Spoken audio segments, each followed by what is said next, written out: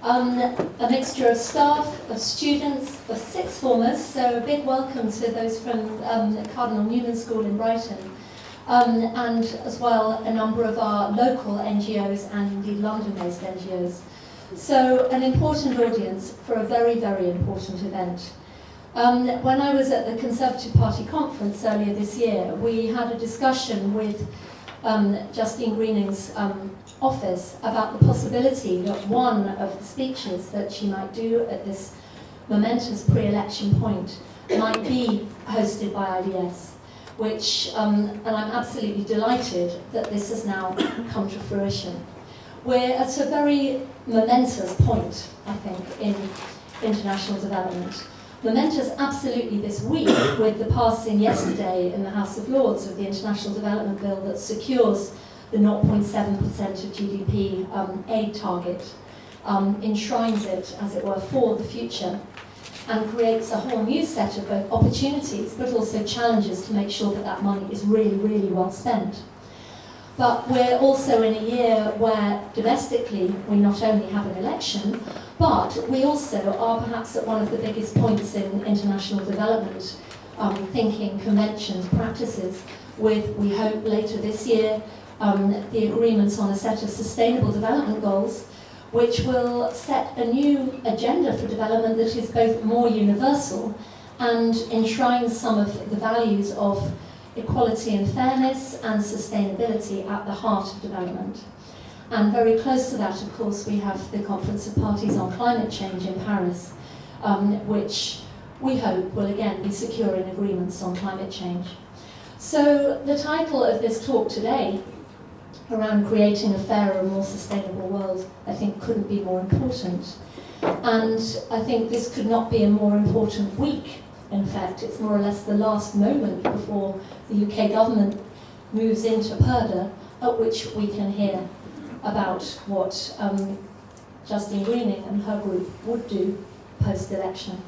So I'm absolutely delighted to welcome our Secretary of State for International Development, who I think will talk both about some of what she and her colleagues have achieved during this period, but also what they hope to achieve into the future.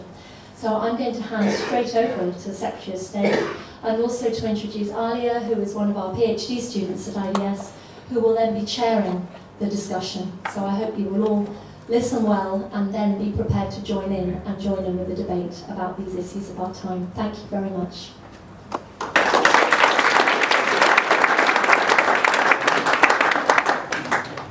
Thank you, Melissa, Justine, and the audience for all of you being here. Just a reminder that we also have an audience online, so if you're joining us online and you'd like to refer to the talk on Twitter, please use the hashtag UKAID2030. So Justine is going to talk for 25 minutes, and then we're going to have a Q&A, so I'll hand over to you. Thank you. Well, thank you for that that introduction. I mean, it is perfect timing, really, to be here, to be able to give a speech to all of you about what I see as the key challenges, the key opportunities, in what really is a milestone year, frankly, for development that we're in now. And I think after 2.5 years heading up at DFID and international development, I wanted really to take the opportunity to set out how I now see our UK development approach evolving over time, and how it has evolved indeed over recent years. So today I want to address a number of things. First of all, how our core priorities on tackling poverty are changing, focusing around economic development, women and girls, leading in emergencies. How DFID itself as an organisation is changing to deliver what I think is a smarter approach to aid that really draws on the best of British expertise that we have to offer other countries. How this new model of development isn't just tackling poverty in developing countries, but also is in our interests too as a country. And then finally, I want to reflect on this point about the future. How we can make sure that the post-2015 development framework is one that really makes sure it has sustainability at its heart and then delivers the world that we all want to see. And I think I can't really start talking about any of this future and what we've done without really reflecting just how far I feel we've come in the battle against poverty since the world agreed the Millennium Development Goals back in 2000. Since those 8 goals were agreed for tackling poverty, there are now more children in school than ever before, more mothers are giving birth safely, few people are going hungry, and I think as a result of that progress, the world is now more ambitious than ever for the next set of development goals. And there's a strong expectation that at the heart of those new development goals that will replace the MDGs, there's going to be a groundbreaking commitment to end extreme poverty for good, leaving no one behind. That has to be the scale of the ambition that I think we set ourselves. And I'm proud of what the UK has done to help contribute to get to the world, for the world to get to the point where we're at today. And I'm proud of our record on development, and I think we should all be proud of what our country is doing. I think that for many people this week, and actually hitting 0.7 will stand out probably as our key promise that we kept. Under this government, Britain became the first major economy to meet that UN target that so many countries have promised to meet but not yet, of spending 0.7% of our gross national income on development. And of course yesterday, as we've heard, Parliament passed a landmark bill, a historic bill, to enshrine this commitment in law now, really cementing Britain's global leadership on development. That investment is being used to make life-saving, life-changing differences to people in developing countries. And today we're actually publishing the results on our key development targets that we set ourselves as a government in 2011 that really show how clearly we've made progress. They show that the UK has stopped 24.5 million under 5s from going hungry, including breastfeeding and also pregnant women from going hungry. That's well in excess of the target that we set ourselves of 20 million. We supported nurses, midwives, doctors to safely deliver 4.3 million babies, which is more than double the target that we set ourselves in 2011 of 2 million. We're on track to help 11 million children go to school. And all of those results haven't just come about by chance. They've come about because of the choices that we set ourselves and the goals that we set ourselves as a Department for International Development when we came into power in 2010 and when we looked at what we wanted to try and achieve as we met 0.7%.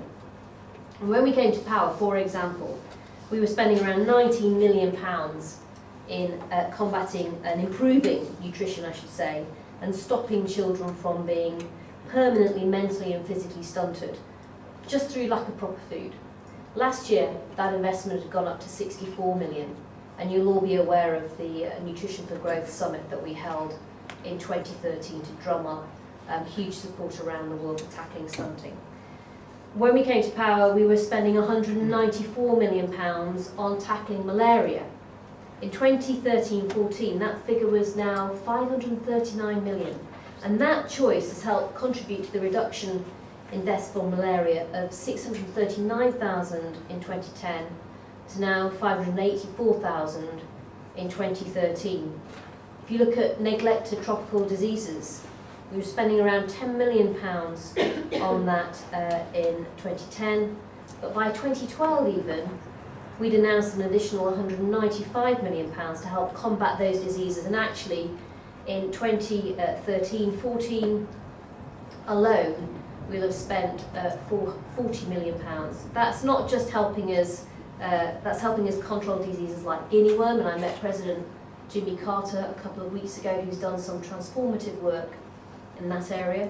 Bilharzia, blinding trachoma, all sorts of things that perhaps people don't read about in the papers every day. But for those people who are affected by them, they have a huge negative impact on their life. And those programs that we're helping to support will reach 140 million people.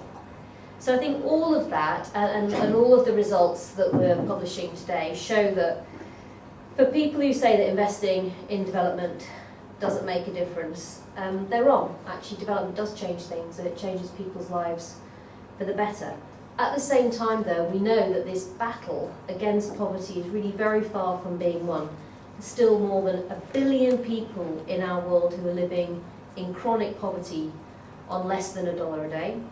They're some of the most marginalised, most vulnerable people on our planet. They're often and increasingly the most difficult ones that we've still got to reach. Many of them are girls and women living in places where their rights are sometimes absolutely non-existent. And we know that economic growth has played a critical role in reducing poverty through jobs and higher incomes. But at the moment, most developing countries are just not growing fast enough to reach that zero poverty goal anytime soon. And there's no doubt that while some countries will develop and they will graduate from aid, there's a growing danger that the most fragile and vulnerable states are going to get left behind. By 2030, around 2/3 of the world's extreme poor are expected to live in those fragile states. And from my perspective, early on in this job, I realised that the programmes that we think of, say, as traditional aid, education, health, sanitation, all vital, but they wouldn't be enough on their own to meet those sorts of challenges. So ultimately we needed to also look at how we could work to tackle root causes as well as some of the symptoms of poverty. So yes, that means more vaccines, it means more children in school, more clean water supplies, and we've done all of that. But it meant also challenging ourselves to go beyond this traditional aid, if I can call it that, and helping economies grow, helping entrepreneurs to get the access to finance that they needed to grow their businesses and employ people. It meant supporting countries to put in place tax regimes so that as their economies grew, they could get some of that growth and the proceeds of growth and actually invest in their own health and education systems. It meant, on a more individual level, working to persuade parents to let their daughters to stay in school instead of being married off. I've said on many occasions that you can't have a country developing successfully if half its population are left out of that development process. So I set out 3 core priorities for DFID where I wanted us to take a fundamentally smarter approach to aid. First was driving economic development, the second was focusing on women and girls, and the third was making sure that we were a country that was leading in emergencies. So on economic growth, on that first core priority, I set about building the most coherent, focused and ambitious approach to economic development that DFID has ever had. We've doubled our bilateral spend on programmes that are driving inclusive, sustainable growth and jobs. And we've been working to break down some of the barriers that are there that block trade and investment from helping to create prosperity. So the UK is helping to modernise ports in Kenya and Tanzania. We're helping to increase Nigeria's power supply. We're providing start-up cost, technical advice to small businesses and entrepreneurs. And we're also focusing on something that our UK Prime Minister calls the golden thread of development. In other words, building the right sorts of institutions, such as the rule of law, the presence of strong property rights, that enable open economies and open societies to thrive. These are the sorts of things that here in the UK we very much take for granted because they're part of our country's structure of how we work, but in so many other parts of the world they're not there, and we need to put those building blocks there if we're going to see development take place. By the end of this month, we will have helped more than 6 million people secure land and property rights, many of them women, for the very first time. This is absolutely key if we're going to be able to see people feel like they can have some control over their lives, but critically think it's worth investing in their land and being able to trade their land too.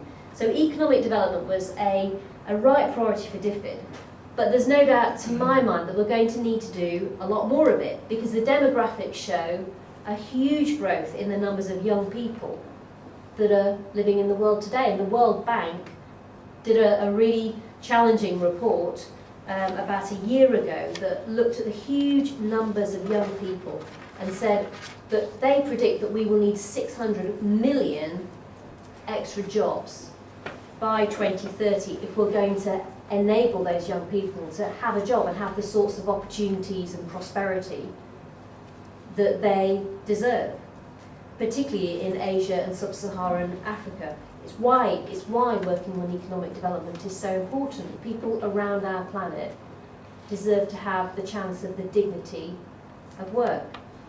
So inclusive, sustainable economic growth is needed just to stand still on poverty at the very minimum. So that's one of the reasons why this is so important. The second core priority was putting girls and women at the heart of everything that DFID does. If you walk through the swing doors of DFID off Whitehall, you'll see these ginormous letters that spell out the word girl. It's impossible to miss them. And they're there because they symbolise just how important working to improve the prospects of girls and women are for DFID now. We launched our strategic vision for girls and women. We've helped change millions of lives for the better. We've got more girls in school. We're helping give more women access to choices around family planning. We're helping to empower more women economically, which is one of the best investments we can make in development. We know that when women are able to earn some sort of an income, they'll reinvest that in their families, in their communities, so it's a double win for development. But I want DFID to do even more.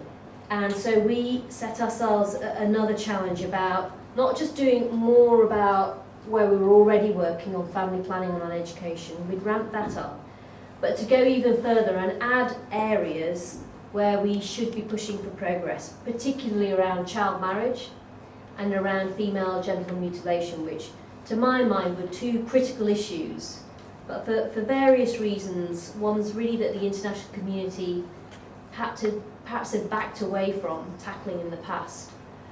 Now DFID, with a lot of help from campaigners and NGOs, is really working hard to put FGM and ending child marriage on the global agenda and really trying to play our role in backing up the momentum that there now is in so many countries that have child marriage and have FGM going on to change themselves. We want to support the progress that we're already seeing, particularly in parts of Africa and Asia.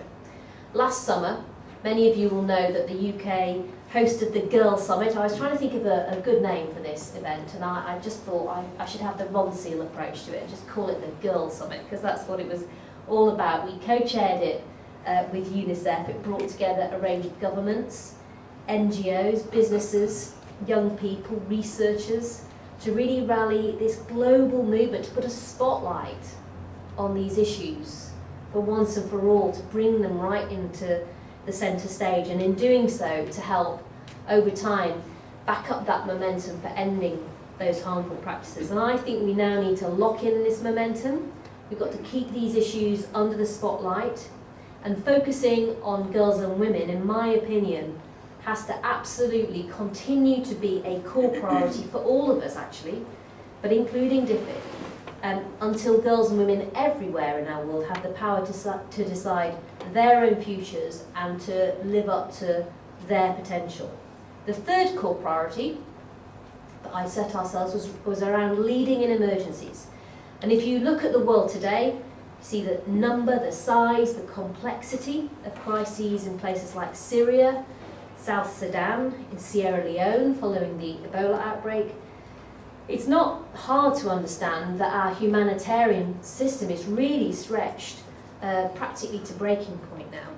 And for 2015, the UN's global humanitarian appeal request support for 57.5 million people at a cost of $16.4 billion. So that's what the UN was asking for in those flash appeals, as it were, for the year. If you look what it was in 2003, it was $3 billion.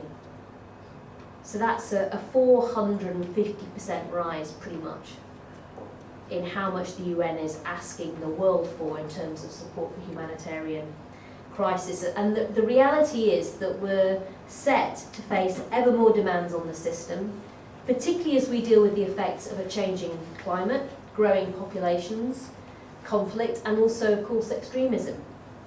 And there's this ever-growing gap between needs on the one hand and then resources on the other. So I've made sure that at DFID we're investing significantly to improve the quality and the speed of humanitarian responses in countries that we know are most at risk of natural disaster or conflict-related humanitarian emergencies. And I'm making DFID policy climate smart by reducing carbon emissions and reducing the impact of climate change and tackling deforestation, for example, a core part of our business. But we do need to do more still. And in particular, we've got to realise that humanitarian emergencies that clear themselves up in 1 or 2 years are the exception, not the rule. And I think we tend to think that somehow when the TV cameras have left, that the refugees aren't there anymore, but they are. The conflicts don't tend to just stop, and therefore our humanitarian responses, which focus more often than not on immediate, on life-saving relief, are simply not set up to deal with that medium, longer-term needs of refugees who stay. So we tend to have a big focus on helping them get the camps, etc. But what about after that? What about the refugees who are in these camps for years? So it's one of the reasons why we've really thought much more carefully within DFID about what a role we can play in putting in place a more medium-term strategy. And it was really brought home to me when I visited some of the Syrian refugees and saw the camps in Lebanon and Jordan. I've actually had a chance to go on a number of occasions now. We now have 4 years of conflict. And if we don't take action now, if the world can't get its act together, we will see a generation of children who've been caught up in that conflict, growing up with no education, no skills, no jobs, and no hope for the future. They will grow up. And we all have choices about what kind of a person we want them to grow up to be, what kind of a contribution we want to give them the chance to be able to make. So, in response to that, back in 2013, I helped set up the No Lost Generation initiative. I guess another Ron Seal approach to calling something that you're developing a strategy around. But it was all about calling on the international community to focus on education and to focus on the needs of these children, and to say that actually the challenge and the danger when we see UN appeals half funded is that the life-saving support will obviously be what's focused on first, but we shouldn't lose sight of this more longer-term need that is also there, and we should find a way of nevertheless continuing to try and invest in it, and particularly invest in those children. And since then, actually, we have seen funding increases from a number of international partners. In the UK, we've dedicated £94 million specifically for protection, trauma care and education of those children who've been affected by the Syrian crisis. I think it's an investment in them today that's just as important for all of us tomorrow if we're going to do our best in responding to what's happening. But I think we need to bring that same approach to other protracted crises, and indeed in other areas like health, like economic development, livelihoods. It's not just education. That's one example of the sort of medium-term strategy that we increasingly need to have in place to help people who are affected by these sorts of chronic, critical challenges. And the UK should continue to play our role as one of those countries that people look to for support in times of need, to make sure that these medium-term response strategies to crises are higher up the agenda and are more thought through. So all of that and all of those core priorities are big challenges, and that's meant also transforming DFID. We've got to be set up to be able to deal with all of that. Economic development, women and girls leading in emergencies, they were all things that DFID was already doing work on. But if we were really going to up our game, we needed greater focus, more coordination, and I think, as you probably got from my earlier comments, more ambition. We were aiming higher. So I've also set about changing how DFID operates so that we can deliver on that. And it's no good having the right priorities if we were working in the wrong way or not in the right places or using the wrong sorts of tools. So looking at where we were working, this government ended programmes to countries like Russia, like China, and prioritised more on the very poorest places. I talked about fragile and conflict states. And our aid programme is now targeted on 28 countries where we can really make a difference rather than being stretched across 42. Looking at how we work, I focused on driving greater efficiency. Maybe it's the innate accountant in me. Looking at better ways of working with suppliers, greater ministerial oversight on value for money projects, so really going through those business cases with the goal of squeezing every single penny out of our development budget so that it goes the furthest that it possibly can. We've also driven up much greater transparency. I think as we've gone up to 0.7%, that's absolutely vital. And we've driven more scrutiny of DFID's work by setting up the aid watchdog, which is called the Independent Commission for Aid Impact. That scrutinises everything that we do, and I think it's been remarkably effective as a new organisation in playing its role and scrutinising our department. I've introduced our online development tracker.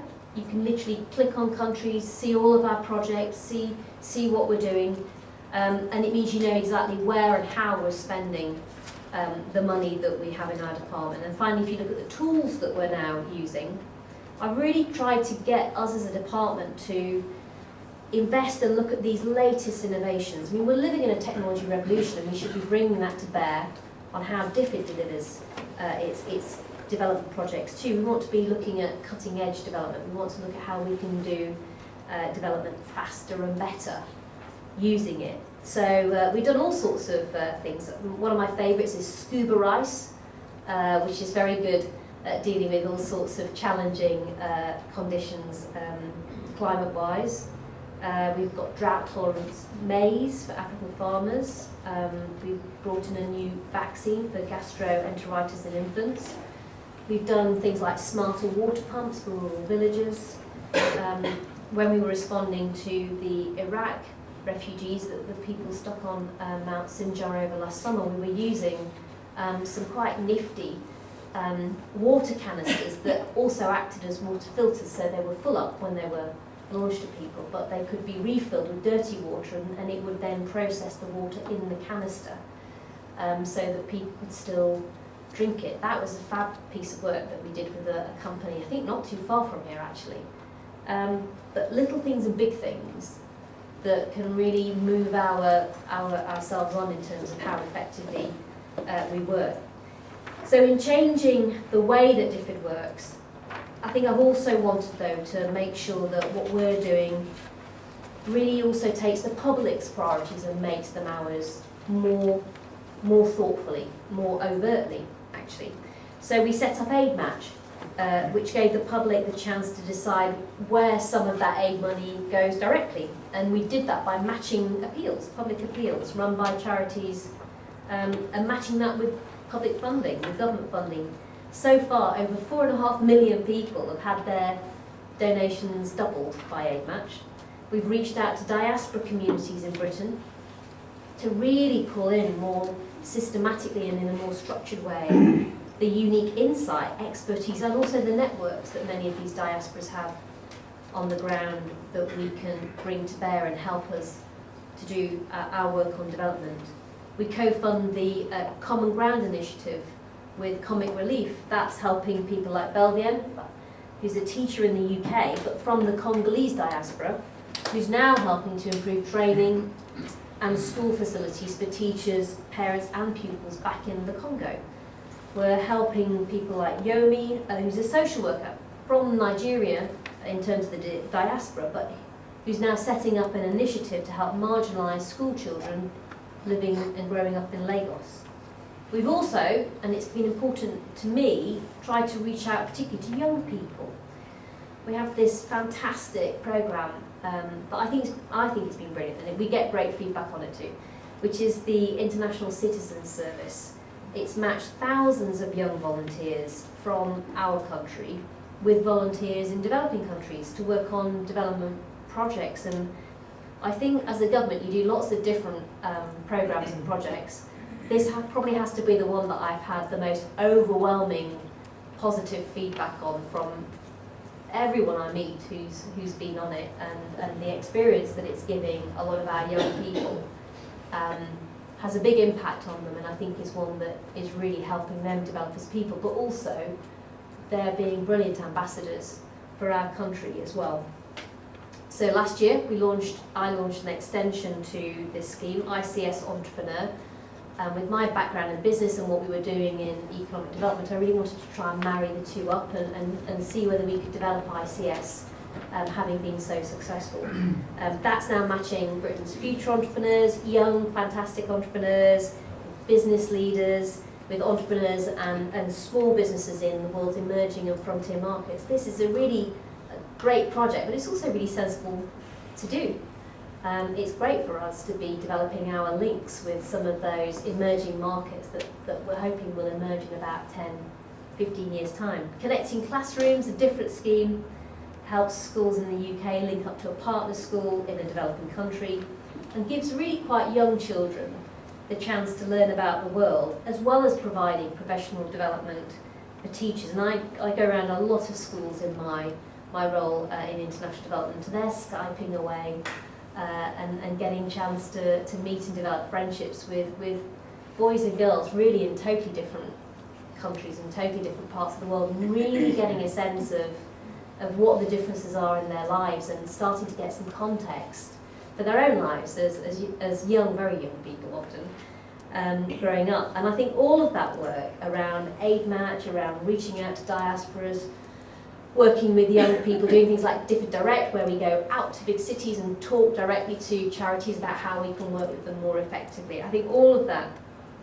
is something that I'd like to see DFID do even more of in the future. So I wanted DFID to reflect better the public's development priorities. And I've been also clear, I said right at the beginning of this, I wanted us to draw broader than ourselves even.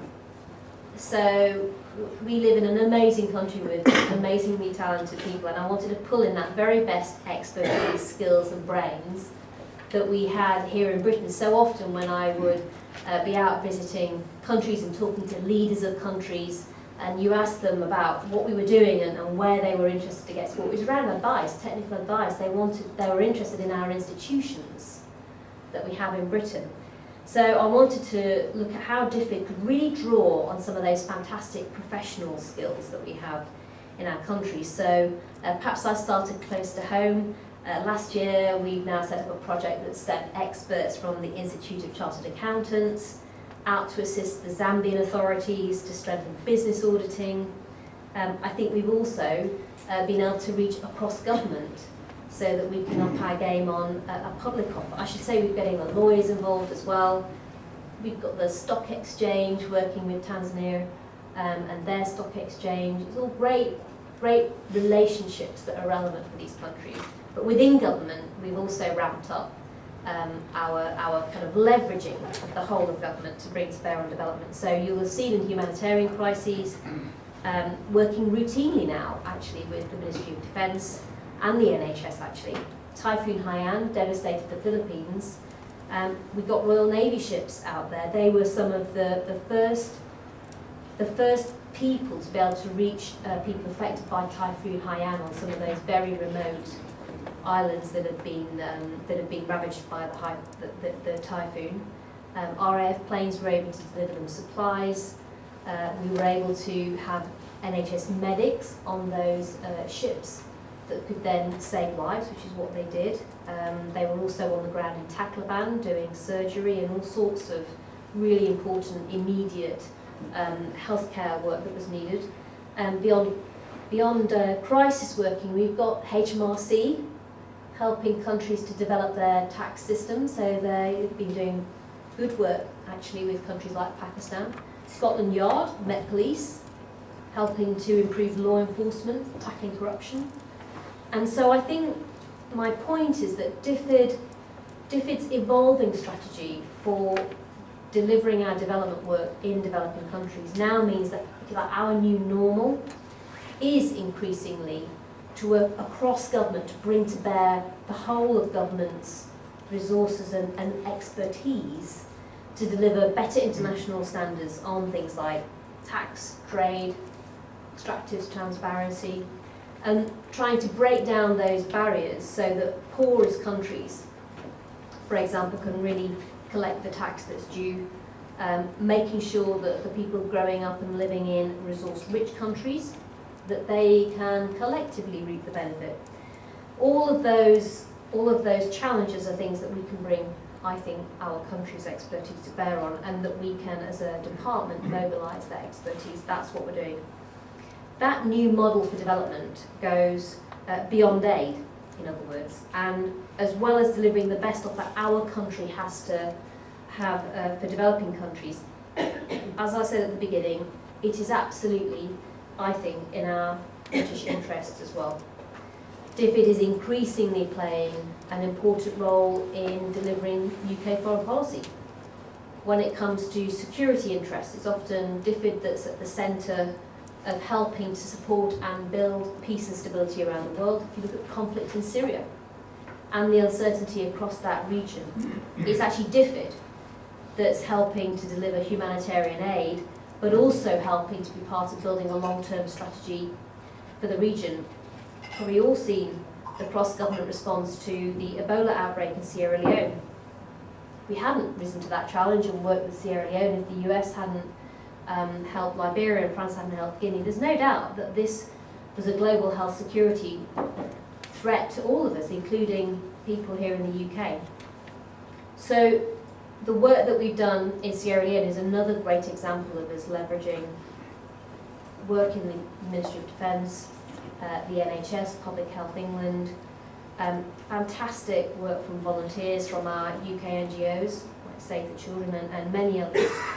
And it's obviously, as you can imagine, incredibly beneficial to our relationship with the Sierra Leone government.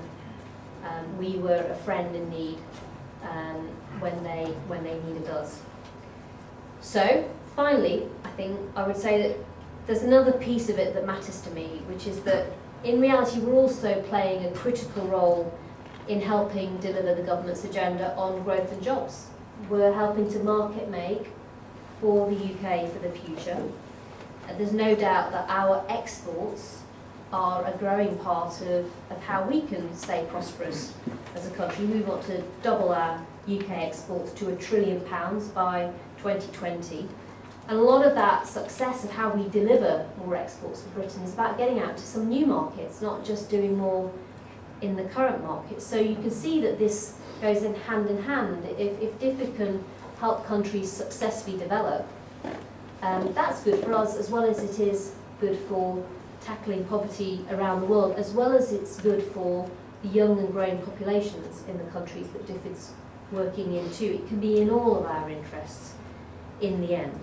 So we work with Foreign Office, we work with UKTI, we work with BIS to really try and make sure that the work we're doing is work that can be supported and can dovetail into Foreign Office in particular. And I think sometimes, from my perspective, when I've looked at DFID perhaps in the past, sometimes it's felt like quite an isolated department from the rest of government.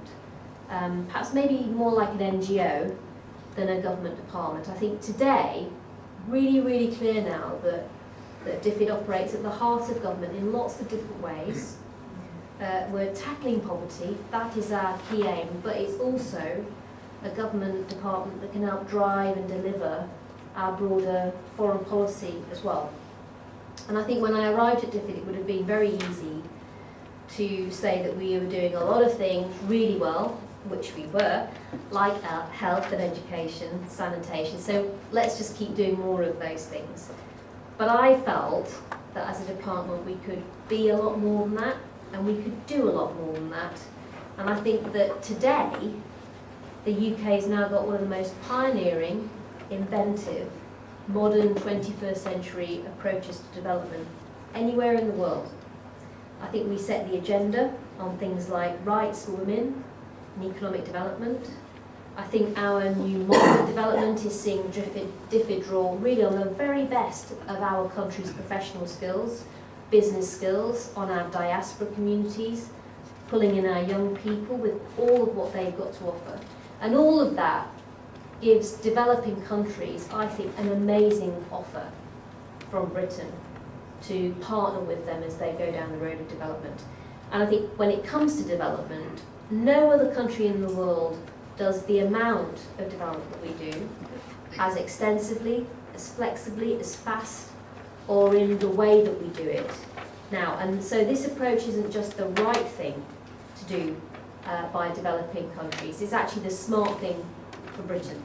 And I think it's in all of our interests in the end to build a safer, healthier, more prosperous world. I'll just finish by saying really that the next few months are absolutely critical for developing countries and for Britain as the new development goals are negotiated, because of course, as we all know, these goals will set the agenda for development over the next 15 years. We've also got financing for development, that conference that's taking place in Addis Ababa in July, the climate change conference in Paris this year. It's really quite a unique year in terms of the strategic discussions and the debates that are going to happen internationally.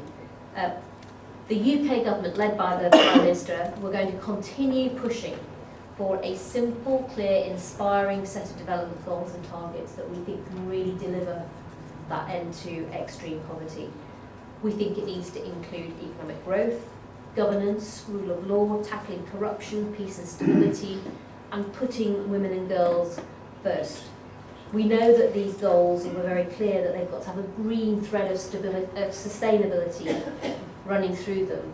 Where we're at the moment, the UN's working groups come up with a very long, probably unwieldy list of goals and targets that are going to be very hard, I think, for countries to work with. There's just so many of them. There's a real risk, I think, that if we try and focus on everything, we'll end up achieving nothing, and that perhaps we'll find countries and leaders cherry picking which of the 169 targets that are set out at the moment people want to do. And the danger is that you leave out the tough ones, but the ones that are actually really important. So we need some real leadership on this, and I think that's where you come in, civil society. That's my final message for tonight. Just the role that you can play and that the civil society can play. I think probably as much as any country in the world, we should be proud of our tradition as a country for campaigning and for achieving global change. I think what we saw on the 0.7% on the bill, I think it's an amazing collective voice that you have when you get it together and raise it. And I think there's a real role for young people in particular to have their say and play their part in campaigning. After all, we're looking into the future, and this is a world that our young people will become adults in. So it's their world, and we should be listening to their voices. It's crunch time. I think we all need to be taking a stand, but I really do think that we've got this unique opportunity to set our planet and our world on a more prosperous and more sustainable path. So I think we should seize it and then make sure that we can build the world that we all want. Thank you very much.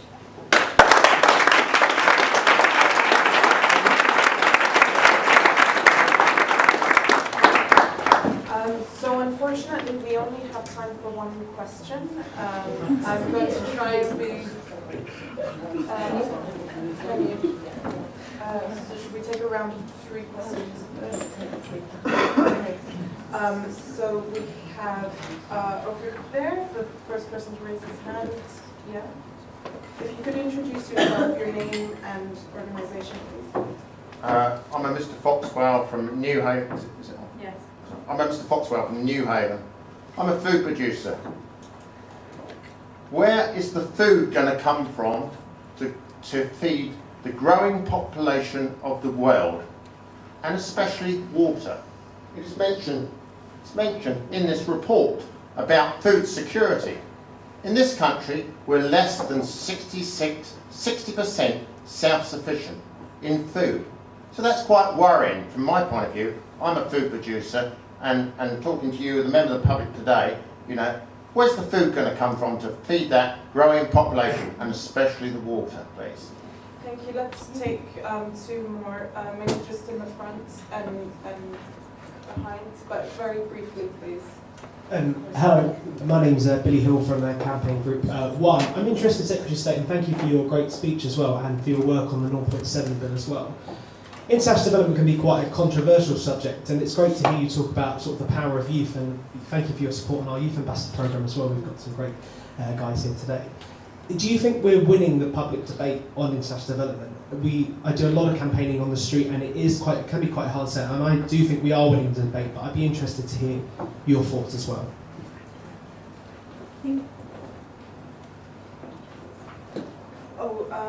I see that we've had a hand at the back for quite a while. Sorry about that. We just don't have time for it.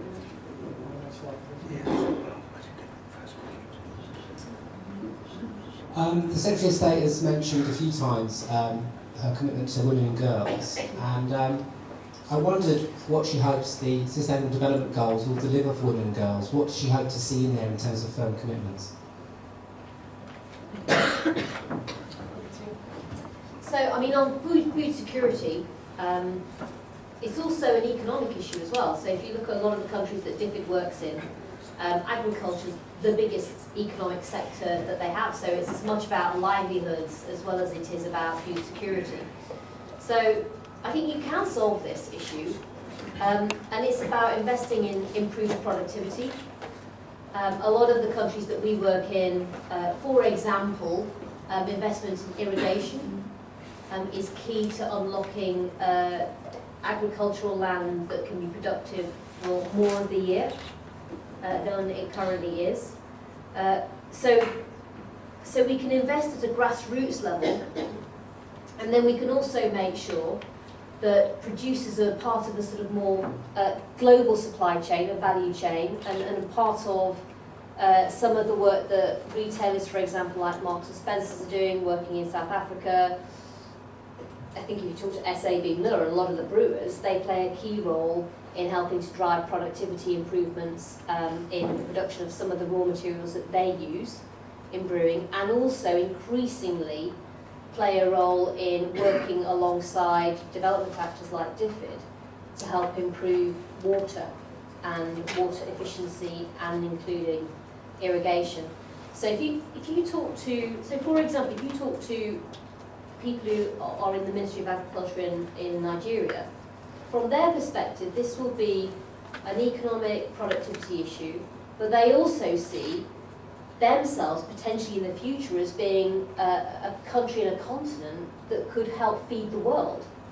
So they see themselves as having a huge step up in terms of not just addressing their own food security, but over time going beyond that, and it being an economic export opportunity for them as well. On the public debate, I think that it's understandable that people will continue to debate international development. I think part of that is being really clear that we know that we've got to demonstrate why it's in our UK interest, and I've worked really hard to make sure that people understand that we have a clear eye on that it's about tackling poverty, but around security, around future exports, and that we can kind of very much see why raising up other countries is absolutely in our interest in the long term. On women and girls, I want to see a standalone gender goal. I think the last one we saw in the Millennium Development Goals, well, it's great that there was gender equality there, but if you look at what was actually in it, it was quite sparse. So what we need is, first of all, a standalone gender goal that focuses people, but we also then want to see the women and girls agenda, if you like, mainstream right the way across the rest of the development framework. And we want to see explicit targets around ending violence, around ending child marriage, around ending FGM. That's what we're pushing for. We've got the Commission on the Status of Women happening right now, actually. So it's important that we use those sorts of opportunities to also beat the drum for women and girls' rights. talk about sustainability, I think the lack of human rights for women and girls in too many parts of our world is the greatest unmet human challenge of the 21st century. Things don't change overnight, but they do need to change, and they do need to change faster than they have been over, I think, the last 20 years since Beijing. So the post-2015 framework for me is an important opportunity for us to turbocharge the advancement of women's rights all over again. And although it takes time for things to change, we should be impatient for change to happen faster, frankly, than it's happened, I think, over the last 20 years. Great, thank you everyone very much, and sorry we're on such a tight schedule. Thank you again for coming, and Yeah.